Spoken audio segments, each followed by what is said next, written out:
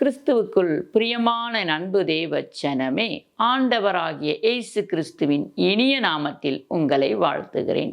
இந்த நாளில் தேவன் நமக்கு கொடுத்த வேத வசனத்தை நாம் தியானிப்போம். அதற்காக தெரிந்து கொண்ட வேத பகுதி எபேசியர் 4ஆம் அதிகாரம் 32வது வார்த்தையை, ஒருவருக்கு ஒருவர் தயவாயும் மனதுருக்கமாயும் இருந்து கிறிஸ்துவுக்குள் தேவன் உங்களுக்கு மன்னித்தது போல நீங்களும் ஒருவருக்கு ஒருவர் மன்னியுங்கள்.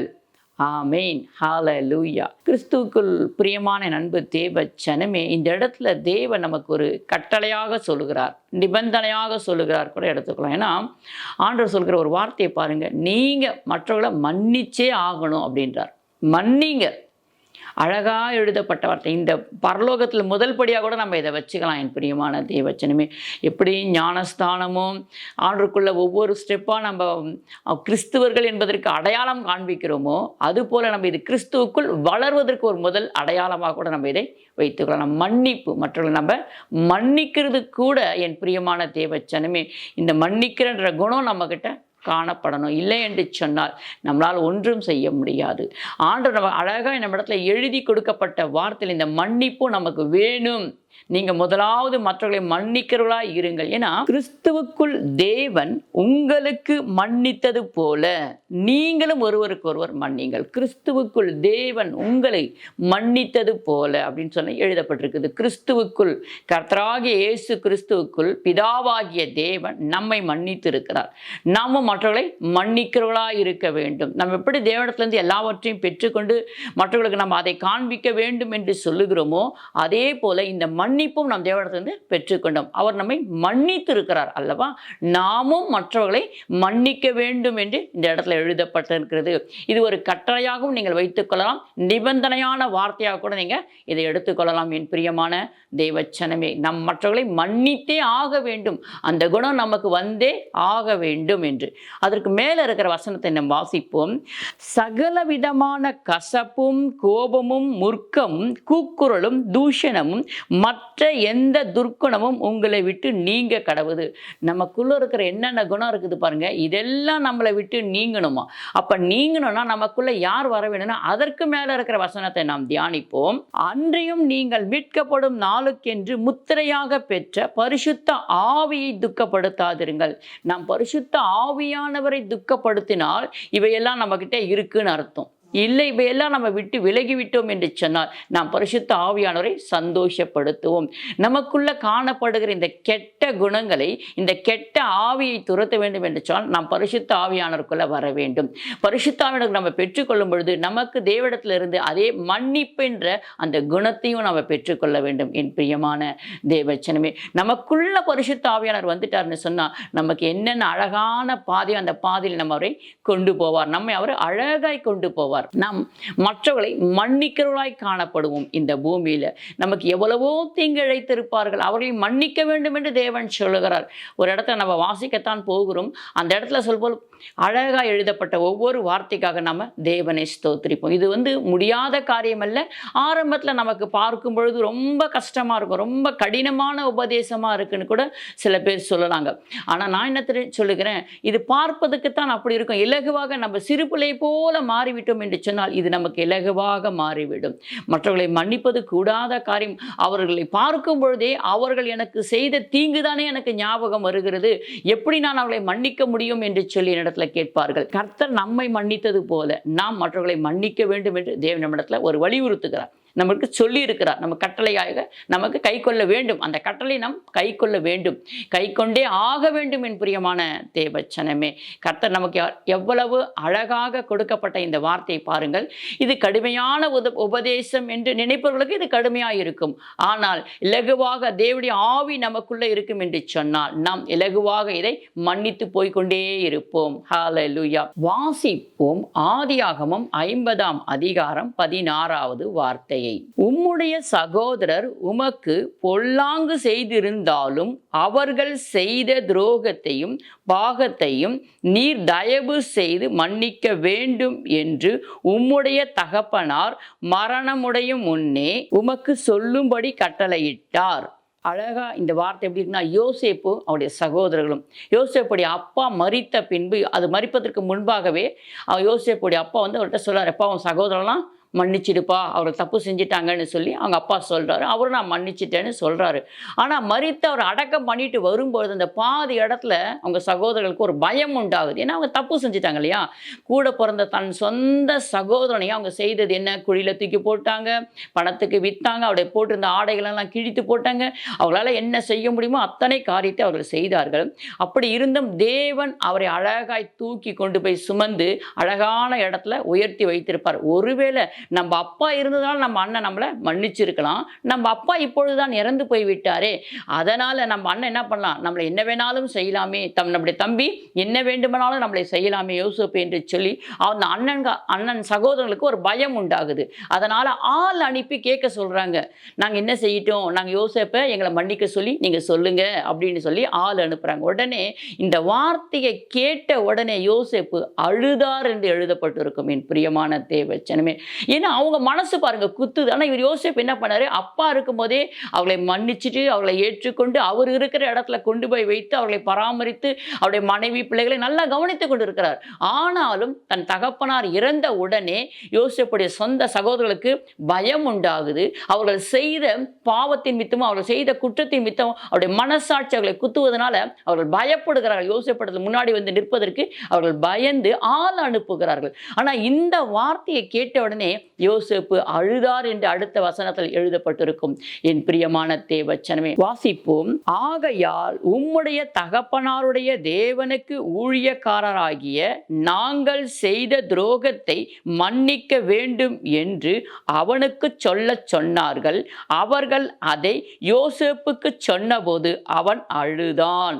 பிரியமான தேவச்சனமே, நம்ம எவ்வளோதான் பார்த்து கொண்டாலும் பார்த்தீங்களா, அவங்களுக்குள்ள ஒரு குற்ற மனசாட்சி இருக்குதே அப்படின்னு சொல்லிட்டு யோசேப்பு அழுறாரு. அவங்க தவறு செய்தவங்க அழலை, ஆனால் யோசேப்பு அழுகிறார். அதுதாங்க ஆண்டவருடைய இரக்கமான குணத்தை பெற்றவர்கள் எப்பொழுதுமே அழுது கொண்டே இருப்பாங்க. நம்ம மற்றவங்க ஏதாவது தவறு செய்து போட போகிறோம், வாயினாலேயோ கண்ணினாலேயோ கையினாலேயோ நாம் ஏதாவது தவறு செய்துவிட போகிறோம் என்று சொல்லி அவர்கள் பயந்து வாழ்வார்கள். பிரியமான தேவச்சனமே, நான் ஒரு தவறும் அவர்களுக்கு செய்ய மாட்டேன் என்று சொல்லி அந்த இடத்துல மீண்டும் அவர்களுக்கு ஆள் அனுப்பின ஆள் இடத்துல அவர் தெளிவாய் பேசி அனுப்புவார். நமக்கு என்ன, நம்ம அப்படியா, நமக்கு யாராவது அந்த போல ஒருவேளை துரோகம் செய்து அவர்களை நாம் மன்னிக்க வேண்டிய சூழ்நிலையில் இருக்கிறோமா என்று நம்மை நாமே நிதானித்து பார்ப்போம். ஏன்னா யோசேப்புக்கு வந்த ஒரு உபத்திரம் பாடுகள் போல நமக்கு வந்ததா என்று எனக்கு தெரியாது. ஆனால் உங்களை நீங்களே யோசித்து பாருங்கள். நமக்கு யோசேப்பை போல நம்முடைய கூட பிறந்தவர்களோ நமக்கு தெரிந்தவர்களோ நம்முடன் பழகினவர்கள் நமக்கு அந்த மாதிரி துரோகம் செய்திருக்கிறார்களா என்று நம்மை நாமே யோசித்து பார்த்து தேவனிடத்தில். ஆனாலும் தேவன் சொல்கிற ஒரே வார்த்தை, ஆதியிலிருந்து கடைசி வரை வெளிப்படுத்தின விசேஷம் மன்னித்து தான் ஆக வேண்டும். ஏன்னா ஆபேலுக்கும் காயினுக்கும் பார்க்கும்போது ஆண்டவர் சொன்னார், மன்னிப்புன்றது தான் அவன் தலைமையில போட்டு அனுப்புறாரு அந்த வார்த்தையை. நீ என்னதான் பண்ணினாலும் காயினை பார்க்கும்போது உனக்கு எல்லாரும் பார்க்குற ஜனங்கள் உன்னை மன்னிப்பாங்க போ அப்படின்னு சொல்லி அந்த மன்னிப்பு தான் அவன் தலை மேலே போட்டு அனுப்புகிறார். என் பிரியமான தேவச்சனமே, ஆபேலே அவன் அழகாய் கொலை செய்து விட்டான். ஆனாலும் கர்த்தர் அந்த ரத்தம் ஆண்டவரை நோக்கி கூப்பிட்டபடினால் ஆண்டவர் சொல்லுகிறார். அவன் காயின் ஆண்டவர்கிட்ட கேட்குறான், ஆண்டவரே நான் எங்கே போனாலும் என்னை கொலை செய்து விடுகிறார்களே, நான் என்ன செய்வது என்று கேட்கும்போது ஆண்டவர் சொல்ல, உன்னை யாரும் அடிக்க மாட்டாங்க, உன்னை கொலை செய்ய மாட்டாங்க, உன்னை அடிக்கிறவங்க தான் கொல்லப்படுவாங்க, அதனால நீ பயப்படாத போப்பான்னு நான் உனக்கு மன்னிப்புன்ற அடையாளத்தை போடுறேன்னு சொல்லி மன்னிப்புன்ற அடையாளத்தை அவன் இடத்துல போட்டு அனுப்புகிறார். என் பிரியமான தேவச்சனமே, அவன் நெத்தியில ஒரு அடையாளம் போட்டப்பட்டிருக்கும் என்று நம்ம வாசித்திருப்போம் இல்லையா, அந்த அடையாளத்தின் பெயர் தான் மன்னிப்பு. தேவன் அவனை மன்னித்தார். அதுபோலத்தான் இன்றைக்கு நாம் மற்றவர்களை மன்னித்து ஆக வேண்டும். மன்னியுங்கள், என்னிடத்துல அந்த குணத்தை வாங்கி கேட்டு பெற்றுக்கொள்ளுங்கள் என்று தேவன் இந்த இடத்துல சொல்கிறார். யோசேப்பு பாருங்க எவ்வளவு அழகா அவருடைய சொந்த சகோதரரை மன்னிக்கிறார். அவர் எல்லாரையுமே மன்னிக்கிறார். ஏன்னா அவருடைய குணம் அப்படி இருக்கிறது. என் பிரியமான தேவச்சனமே, தேவனுடைய சாயலாகவே இருக்கிறபடினால் அவன் மற்றவர்களை மன்னிக்கிறது தயவு பொருந்தினா இருக்கு. ஆண்டவரை போல மற்றவர்களை அவர் மன்னிக்கிறார் என்று நம்ம வேதத்துல அநேக இடத்துல பார்க்க முடியும். பின்பு அவனுடைய சகோதரரும் போய் அவனுக்கு முன்பாக தாழ விழுந்து, இதோ நாங்கள் உமக்கு அடிமைகள் என்றார்கள். யோசேப்பு அவர்களை நோக்கி, பயப்படாதிருங்கள், நான் தேவனா, அழகா சொல்ல, நான் உங்களெல்லாம் மன்னிக்கிறதுக்கு நான் யாருப்பா, நான் என்ன தேவனா? தேவன் உங்களை மன்னிப்பார், நீங்க கவலைப்படாதீங்க. ஆனா நான் உங்களை மன்னிச்சிட்டேன்ப்பான்னு யோசேப்பு அவங்க சொந்த சகோதரத்துல சொல்வதை நாம் பார்க்கிறோம். இன்றைக்கு நம்ம கூட பிரியமான தேவச்சனமே, நம்முடைய சொந்த சகோதரர்களையும் மன்னிக்கிற தேவ பிள்ளைகளாய் காணப்பட வேண்டும் என்று தேவன் விரும்புகிறார். வாசிப்போம் அப்போஸ்தலர் 7ஆம் அதிகாரம் 59வது வார்த்தையும் 60வது வார்த்தையும். அப்பொழுது கர்த்தராகிய இயேசுவே என் ஆவியை ஏற்றுக்கொள்ளும் என்று ஸ்தேவான் தொழுகையில் அவனை கல்லெறிந்தார்கள். அவனோ முழங்கால் படியிட்டு, ஆண்டவரே, இவர்கள் மேல் இந்த பாவத்தை சுமத்தாதிரும் என்று மிகுந்த சத்தமிட்டு சொன்னான். இப்படி சொல்லி நித்திரை அடைந்தான். ஹalleluya, ஹalleluya. கர்த்தர் தேவனுடைய பிள்ளைகள் பாருங்க எப்படி இருக்காங்கன்னு. அங்கே யோசேப்பை பார்த்தோம். யோசேப்பு எவ்வளோ அழகாய் தன் சொந்த சகோதரர்கள் செய்த குற்றத்தை மன்னித்தார் என்று நம்ம பார்த்தோம். அதே போல இங்க ஸ்தேவான் பாருங்க, அவர்களுக்கு இவங்களாம் சொந்த சகோதரர்கள், இவங்க வேற யாரோ இவர் சுவிசேஷத்தை அறிவிக்க போன இடத்துல இவன் இப்படி சுவிசேஷத்தை அறிவிக்கிறானே, நம்முடைய தேவ தூஷணம் செய்கிறானே என்று சொல்லி அவன் மேல் பாய்ந்து அவனை கொலை செய்ய போகிறார்கள். அவன் ஒரே வார்த்தை, ஆனா அவனுடைய கண்ணுக்கு தெரியுது, ஸ்தேவானுடைய கண்ணுக்கு தெரிகிறார், பரலோக ராஜ்யம் திறக்கப்பட்டிருக்கிறதும் தேவ தூதர்கள் இருக்கிறதும் பிதாவின் வலது பரிசில் இயேசு கிறிஸ்து இருக்கிறது இவர் பார்க்கறதுனால இவர் சொல்லுகிறார். ஆனா உடனே இவர்களுக்குள்ள கோபம் வருது. இவர்களுக்கு அந்த ஆவி இல்லாதனால இவர்களுக்கு தெரியவில்லை. தேவன் சொல்கிறார் பாருங்க இந்த இடத்துல, ஆண்டவரே, இவர்களை மன்னியும், தாங்கள் செய்கிறது என்ன என்றதென்று அறியாமல் இருக்கிறார்கள் என்று சொல்லுவார். ஏன்னா அவங்களுக்கு தெரியல. ஒருவேளை அவர்களுடைய கண்களும் திறக்கப்பட்டிருந்து அழகாய் பரலோக ராஜ்யத்தை நோக்கி பார்த்து அதில் பிதாவானவரும் வலது பரியாசத்தில் இருக்க இயேசு கிறிஸ்துவை பார்த்துருந்தாங்களா, இவங்களும் கல்லெறிந்திருக்க மாட்டார்கள். அதனால தான் அது அழகாக அந்த இடத்துல சொல்லுகிறார் பாருங்க, ஆண்டவரே, இவர்கள் தாங்கள் செய்கிறது என்னதென்று அறியாமல் செய்கிறார்கள், இவர்களை மன்னியும் என்று சொல்லி அந்த இடத்துல ஸ்தேவான் அழகாய் சொல்லி நித்திரை அடைந்தார் என்று எழுதப்பட்டிருக்கிறது. தன்னை சொந்தமாக தன்னுடைய சொந்த சரீரத்தையும் தன்னையும் கல்லெடுத்து கொலை செய்து கொண்டிருக்கிறவர்களை கூட மன்னிக்கிற குணம் இவர்களிடத்துல இருந்தது என்று நாம் பார்க்கிறோம். மன்னிக்கிற குணம் இவர் 2 பேரிடத்துல பார்க்கும்போது ரொம்ப அதிசயமா இருக்கு இல்லைங்களா? என் பிரியமான தேவச்சனமே, யோசேப்பிடத்திலும் ஸ்தேவானிடத்திலும் மன்னிக்கிற ஆவி இருந்தது அவர்களிடத்துல. தேவனிடத்துல இருந்தவங்க அந்த மன்னிப்பின் ஆவியை பெற்றிருந்தாங்க. தேவனை போல அவர்கள் வாழ்ந்ததுனால அவர்களால் எல்லாவற்றையும் மன்னித்து லேசா எடுத்துக்கொண்டு அவர்கள் இந்த உலகத்துல வாழ்ந்தார்கள் என்று எனக்கு ரொம்ப பிடித்திருந்தது. பிரியமான தேவச்சனமே, நமக்கும் அந்த போல குணங்கள் வேணும், நமக்கும் அந்த போல எண்ணங்கள் வேணும், நமக்கும் அந்த போல ஆவி வேண்டும் என்று நாம் தேவனிடத்துல கேட்க வேண்டும், கேட்டு பெற்றுக்கொள்ள வேண்டும். என் பிரியமான தேவச்சனமே, கிறிஸ்துவில் இருந்த அதே மன்னித்தலின் ஆவியை உடையவராய் இருந்தாங்க. இவங்க 2 பேரும் பார்க்கும் பொழுது கிறிஸ்துக்குள்ள எப்படியாப்பட்ட எல்லாரையும் மன்னிக்கிற, ஏன்னா ஒரு மனுஷன் என்ன பண்றான், இவர் இறந்துட்டாரா இல்லையான்னு பார்க்கறதுக்கு அந்த போர் சேவகன் ஈட்டியில எடுத்து விழாவில் குத்துறான். உடனே அதுல இருந்து தண்ணியும் ரத்தமும் புறப்பட்டு வந்தது. அவனை கூட அவர் நோக்கி பார்த்து மன்னித்தார் என்று எழுதப்பட்டிருக்கிறது. ஹalleluya. அந்த மன்னிக்கிற ஆவி நம்ம கிட்ட வேணும். மற்றவர்களை நமக்கு அந்த அளவுக்கு யாரும் பெருசா துரோகம் செய்திருக்க மாட்டாங்க. நமக்கு செய்த அந்த சின்ன சின்ன துரோகமே நமக்கு பெருசா தெரியும். அதுக்கு மேல நம்மளுக்குள்ள இருக்க பார்த்து அந்த சாத்தான் அப்படியே அவங்கள பார்க்கும் போதெல்லாம் முற்க வெறி கொள்ள வைப்பான்.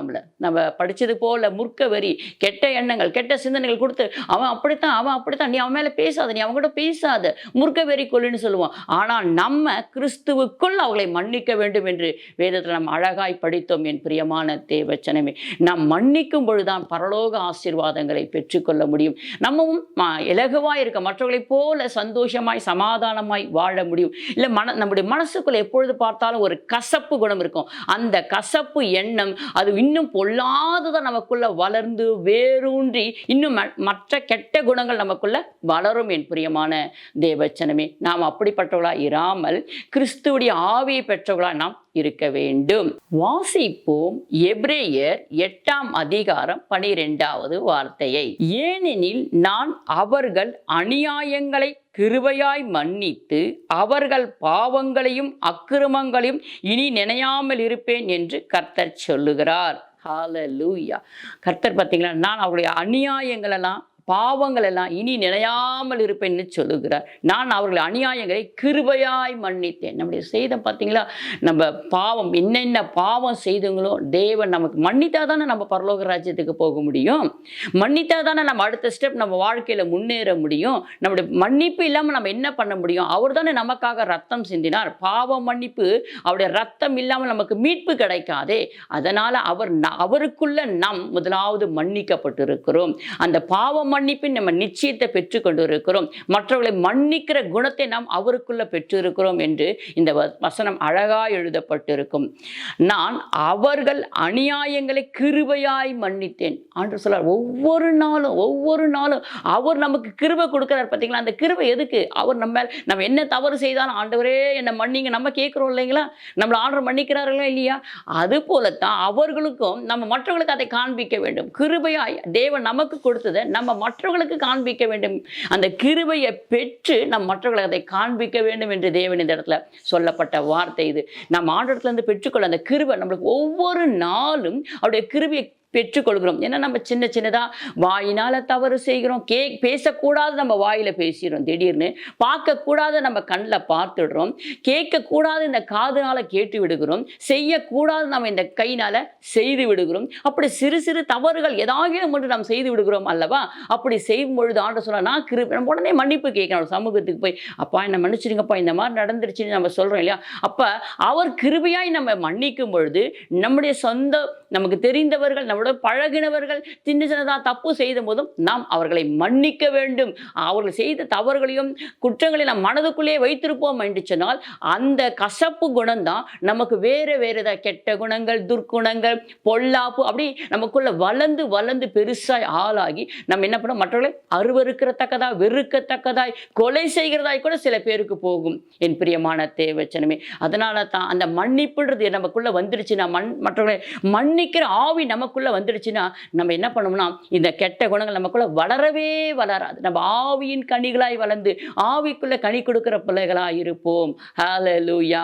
வேறொரு வேத பகுதியை நாம் வாசிப்போம். மத்தேயு 18ஆம் அதிகாரம் 21வது வார்த்தையும் 22வது வார்த்தையும். அப்பொழுது பேதுரு அவரிடத்தில் வந்து, ஆண்டவரே, என் சகோதரன் எனக்கு விரோதமாய் குற்றம் செய்து வந்தால் நான் எத்தனை தரம் மன்னிக்க வேண்டும்?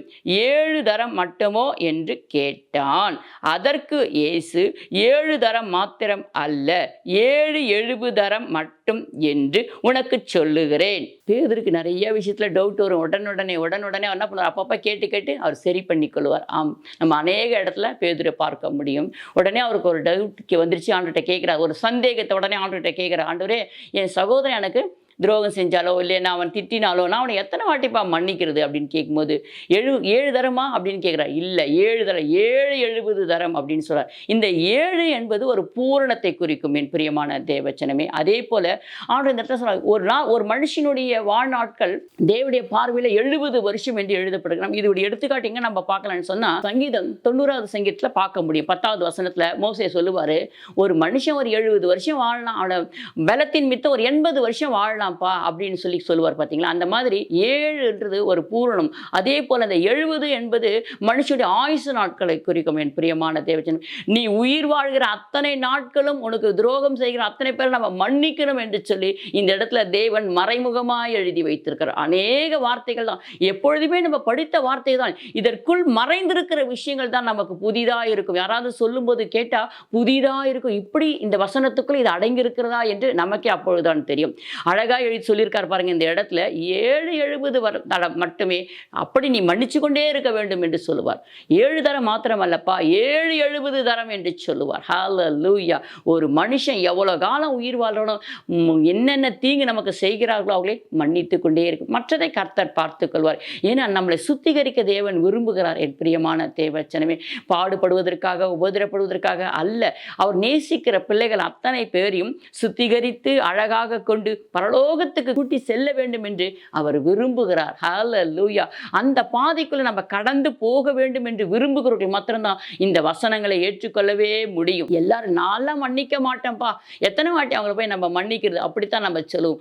ஆனால் ஆண்டவர் சொல்லுகிற வார்த்தையை பாருங்கள், நீ ஜீவனோடு கூட இருக்கிற வரை நீ அவர்களை மன்னித்து கொண்டே வா அப்படின்னு தான் தேவன் சொல்லுவார். அந்த ஆவி நமக்குள்ள இருக்குதுன்னு சொல்லும்போது நம்ம மற்றவர்கள் செய்கிற தவறுகளை, கோபங்களை, நமக்கு அவர்கள் கோபப்படுத்தினால் கூட அதை மன்னித்து மன்னித்து மன்னித்து தேவனுடைய பிரசன்னத்தோடு நாம் கடந்து போய்கொண்டே இருக்க வேண்டும் என்று தேவனிடத்தில் அழகாய் சொல்லியிருக்கார். என் பிரியமான தேவச்சனமே, மத்தேயு 6ஆம் அதிகாரம் 14வது 15வது வார்த்தையை. மனுஷருடைய தப்பிதங்களை நீங்கள் அவர்களுக்கு மன்னித்தால் உங்கள் பரமபிதா உங்களுக்கு மன்னிப்பார்.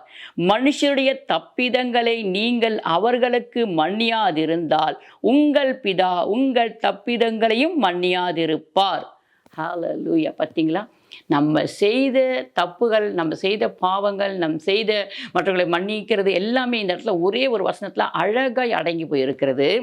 மனுஷருடைய தப்பிதங்கள் நீங்கள் அவர்களுக்கு மன்னித்தா, அவர்கள் தப்பு செய்தாங்கன்னா நம்ம அதை மன்னிச்சிட்டோம்னு சொன்னால் உங்கள் பரம பிதாவும் உங்கள் பாவங்களை மன்னிப்பார். அழகாக எழுதப்பட்டு இருக்கிறது. அவருடைய தப்பிதங்களை நீங்கள் அவர்களுக்கு மன்னியாதிருந்தால், நீங்கள் அவர்கள் மன்னிச்சா உங்களுக்கு மன்னிப்பு, நீங்கள் அவளை மன்னிக்கவில்லை என்று சொன்னால் பரம பிதாவும் மன்னிக்க மாட்டார். ஆனால் நம்ம இந்த உலகத்தில் என்ன கேட்கிறோமோ அதையெல்லாம், இது பரலோக ராஜ்யத்துக்கு போகிறதுக்குரியான வார்த்தை. என் பிரியமான தேவ ஜனமே, அவர் சொல்ற ஒவ்வொரு மறைமுகமா இருக்கும். இது பரலோக ராஜ்யத்துக்கு நீ போகணும்னா இதன்படி செய்துட்டு வா, அப்பதான் நம்ம பரலோக ராஜ்யத்துக்கு போக முடியும். இந்த பூமியில் நீ ஆண்டரை ஏற்றுக்கொள்ற, ஆண்டருக்காக வாழ்ற, கடைப்பிடிக்கிற, திருவிருந்து வாங்குற, பந்திக்கு போற, ஓகே, சர்ச்சுக்கு போற, ஓகே, தசம காணிக்க எல்லாம் ஓகே, அதெல்லாம் சரியா செஞ்சுக்கிட்டே போயிட்டு இருக்கிறோம். ஆனா சில நிபந்தனைகள், சில கட்டளைகள் வைத்திருப்பார். அந்த கட்டளைகளை நாம் கை கொண்டு வாழும் பொழுதுதான், அந்த கட்டளை நம்ம ஏற்றுக்கொண்டு அதன்படி வாழும்பொழுது தான் பரலோக ராஜ்யம் கிடைக்கும். இந்த பூமியில் நமக்கு என்ன வேணுமோ அதெல்லாம் ஆண்டவர் கொடுப்பார். உங்களுக்கு என்ன இந்த பூமியில் என்ன கேட்குறீங்களோ அதை தேவன் கொடுப்பார். ஓகே, அதெல்லாம் இல்லைன்னே சொல்ல மாட்டார். ஏன்னா அவர் அவரிடத்துல வருகிற யாருமே அவர் புறம்பே தள்ளுவதில்லை, வெறுமனமும் அனுப்புறதில்லை. கேட்குறத அவர் கொடுக்குறார். ஆனால் அவர் நம் பரலோக ராஜ்யத்துக்கு போகணும் என்று சொல்லி புடமிடுகிற பிள்ளைகளை மாத்திரம் சில வார்த்தைகளை வைத்திருப்பார், சில புடமிடுதலை வைத்திருப்பார், சில நிபந்தனைகளை வைத்திருப்பார், சில கட்டளைகளை வைத்திருப்பார். அதன்படி வாழ்ந்து அவளை சரி செய்து, அவங்க சரியா இல்லைனாலும் ஆண்டவர் அவங்களை புழிஞ்சு எடுப்பார். யோசேப்பு அவங்க சொந்த சகோதரன் குழிக்குள்ள போட்டால் அவங்களை நேசித்து அவளை அரவணைக்கிறார். பார்த்தீங்களா, அதுதாங்க கிறிஸ்து. ஏன்னா அந்த குணத்தை ஆண்டவர் அவர்களுக்கு கொடுத்திருக்கிறார். என் பிரியமான தேவச்சனமே, எல்லாருக்கும் இந்த மாதிரி குணங்கள் வந்து விடாது. பூரணமாக்கப்பட்டவர்கள் மாத்திரம்தான் இந்த குணத்துக்குள்ள கடந்து வர முடியும். அதனால் நம்ம எப்படி இருக்கிறோம், என்ன செய்கிறோம் என்று சொல்லி கர்த்தர் பார்த்து கொண்டு, நான் பூரண சற்குணராய் இருக்கிறேன், நீங்களும் எனக்கேற்றபடி பூரண சற்குணராய் இருங்கள் என்று சொல்கிறார். எல்லாருமே இந்த வார்த்தை புரிந்து கொள்ளவும் முடியாது, ஏற்றுக்கொள்ளவும் முடியாது. பரலோக ராஜ்யத்துக்கு அழைக்கப்பட்டவர்கள் இந்த வார்த்தையை புரிந்து கொள்வார்கள். என் பிரியமான தேவச்சனமே, சில நேரத்தில் நம்ம மன்னிப்போம், சில நேரத்தில் மன்னிக்க மாட்டோம். ஆனால் தேவ சமூகத்துக்கு போகும்பொழுது தேவனுடைய ஆவியை பெற்றவர்களால் அந்த அடுத்தது நம்மளால் ஜெபிக்கவே முடியாது. ஏன் ஜெபிக்க முடியாது? ஏன் ஆண்டவரில் கிட்டி சேர முடியாது? மன்னிக்கலை. நம்மகிட்ட ஒருத்தவங்க பேசிட்டு, அவங்க தவறாக பேசிட்டு போயிருந்தாலும், பா நீங்கள் எப்படியாவது பேசிட்டு போங்கப்பா அப்படின்னு சொல்லிட்டு நம்ம அவங்களோட சமாதானமாக விட்டுட்டு வந்துடுமே தவிர, நம்ம அவங்ககிட்ட வாக்குவாதம் பண்ணனா தேவ சமூகத்தில் நம்மளால் போய் ஜெபிக்க முடியாது, அவரோட கூட ஐக்கியப்பட முடியாது. ஏன்னா அவருடைய ஆவி பரிசுத்தமாக இருக்குது. நம்ம ஆவி சரியில்லாமல் இருக்குன்னு சொன்னால் கிட்ட நெருங்க முடியாது, தேவ சமூகத்துக்கு நம்மளால் போக முடியாது. மன்னிக்க வேறுங்களை மன்னிங்க, கொடுக்க வேண்டியவங்களுக்கு கொடுங்க, தாங்க வேண்டியவங்களை தாங்குங்க, உதவி செய்ய வேண்டியவங்களுக்கு உதவி செய்யுங்க. அப்படி நம்ம செய்து நம்மளை சரி செய்து கொண்டு போகும் பொழுதுதான் தேவனோடு கூட நம்ம பரலோக ராஜ்யத்துக்கு போக முடியும். என் பிரியமான தேவச்சனமே, வேறொரு வேத பகுதியை நாம் வாசிப்போம். கொலேசியர் 3ஆம் அதிகாரம் 13வது வார்த்தையை. ஒருவருக்கு ஒருவர் தாங்கி ஒருவர் பேரில் ஒருவருக்கு குறைபாடு உண்டானால் கிறிஸ்து உங்களுக்கு மன்னித்தது போல ஒருவருக்கு ஒருவர் மன்னியுங்கள். ஹல்லேலூயா. அழகான வார்த்தை அல்லவா? ஒவ்வொரு வார்த்தையும் கேட்கும்போது அழகாக தான் இருக்குது. அதை கிரியில் நம்ம காட்டும்போது தானே நமக்குள்ள ஒரு பயம் வருது. அது அப்படி செய்ய முடியுமான்ற எண்ணங்களும் சிந்தனைகளும் நமக்குள்ள வருது இல்லைங்களா? பயம் இருக்குது. கிறிஸ்துக்கு நம்ம பயந்து வாழ வேண்டும். தேவ அன்பை நம்ம பெற்று வாழ வேண்டும். தேவனுடைய ஆவியை பெற்று நம்ம இந்த பூமியில் வாழ வேண்டும். அதே போல் மற்றவர்களை மன்னிக்கிற குணமும் நமக்கு வேண்டும். ஒருவருக்கு ஒருவர் தாங்கி ஒருவர் பேரில் ஒருவருக்கு குறைபாடு உண்டானால் கிறிஸ்து நமக்கு மன்னிச்சது போல நாமும் மற்றவர்களை மன்னிப்போம். என் பிரியமான தேவச்சனமே, இந்த மன்னிப்பு என்ற தலைப்பில் கேட்ட தேவ செய்தியை தேவன் ஆசீர்வாதித்து உங்களுக்கு அந்த ஆவியை கொடுக்கும்படி நாம் இப்பொழுது ஜெபிப்போம். ஹல்லேலூயா. உம்மை நாங்கள் ஸ்தோத்திரிக்கிறோம். நல்ல தகப்பனே, உம்மை துதிக்கிறோம். ஆண்டவரே, என் தகப்பனே, இயேசுவே, தாவீதின் குமாரனே, எங்களுக்கு இறங்கும் அப்பா.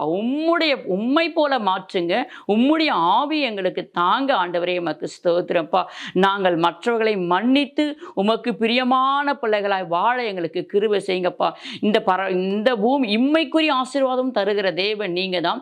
மறுமைக்குரிய ஆசீர்வாதத்தை தருகிற தேவன் நீங்க தான் ஆண்டவரே. எங்களுக்கு இம்மைக்குரிய ஆசீர்வாதம் தருவது போல மறுமைக்குரிய ஆசீர்வாதத்தின் தந்து கர்த்தாவை வழி நடத்துங்கப்பா. உமக்கு ஏற்றது போல எங்களை வழி நடத்துங்க சுவாமி. இந்த நேரத்தில் என்னோடு கூட சேர்ந்து ஜெபிக்கிற ஒவ்வொரு தேவ பிள்ளைகளையும் கர்த்தாவே உம்மை போல மாற்றுங்க ஆண்டவரே. உம்மை போல கர்த்தாவே ஸ்தோத்திரப்பா. மன்னிக்கிற குணத்தை கொடுத்து எங்களை தயவாய் நடத்துவீராக. நீர் எப்படி எல்லாரையும் மன்னித்தரோ அதே போல நாங்களும் மற்றவர்களை மன்னிக்கிற குணம் உடையவர்களாய் அந்த ஆவியை பெற்றுக்கொண்டு இந்த பூமியில வாழ எங்களுக்கு கிருபை தாங்கப்பா. நாங்க வாழ்கிற கால நாட்கள் எல்லாம் தேவனுடைய நாமத்தை மகிமைப்படுத்துகிற பிள்ளைகளாய் கிறிஸ்துவர்கள் என்று சொல்லுகிற ஒரு அடையாளத்தோடு வாழ்கிற பிள்ளைகளா இந்த பூமியில காணப்பட கிருபை செய்யுங்க ஆண்டவரே. உம்முடைய நாமத்துக்கு மாத்திரம் மகிமை உண்டாவதாக. நாங்க இந்த பூமியில உம்முடைய பிள்ளையாய் மாத்திரம் வாழ எங்களுக்கு கிருபை தருவீராக. இயேசு கிறிஸ்து இன்ப நாமத்தால ஜெபிக்கிறோம் எங்கள் ஜீவன நல்ல பிதாவே. ஆமென். நமக்கு ஸ்தோத்திரம்.